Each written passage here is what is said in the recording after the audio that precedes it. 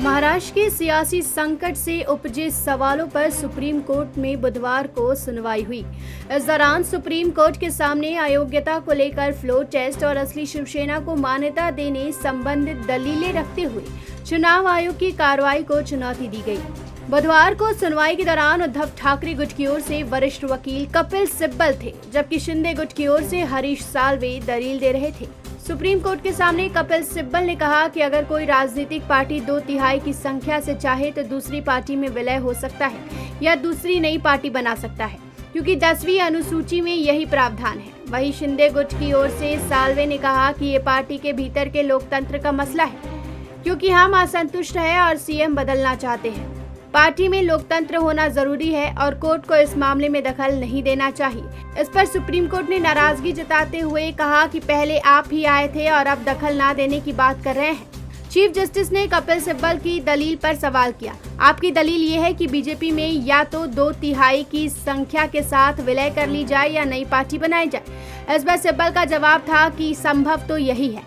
सिब्बल ने कहा कि बागी यानी शिंदे खेमे के नेताओं ने पार्टी व्हीप का उल्लंघन किया है, ऐसे में वह 10वीं अनुसूची के तहत ये अयोग्य है। सिब्बल ने कहा कि शिंदे गुट का कहना है कि वो मूल शिवसेना है, लेकिन ऐसा कैसे संभव हो सकता है? 10वीं अनुसूची इसकी इजाजत नहीं देता है।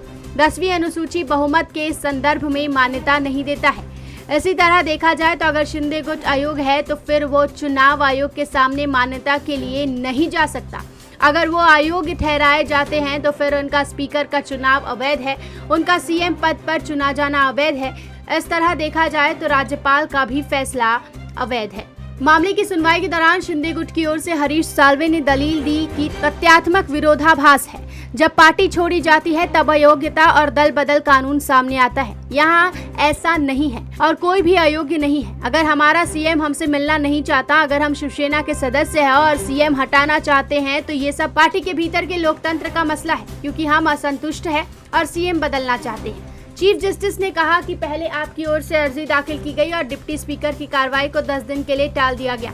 उन्होंने कहा आप पहले आए थे, सही गलत क्या हुआ हम नहीं जानना चाहते, लेकिन आप अब कह रहे हैं कि हम इस मामले को तय नहीं कर सकते। चीफ जस्टिस ने साल्वे से कहा कि आपने जो कुछ मुद्दे लिखकर दिए हैं उससे साफ नहीं है कि मुद्दा क्या है, आप दोबारा इसे पेश करें। साल्वे ने कहा कि वो गुरुवार को सुबह दोबारा पेश करेंगे। सुप्रीम कोर्ट में इसको लेकर सुनवाई टल गई। Bureau report, metro Mumbai.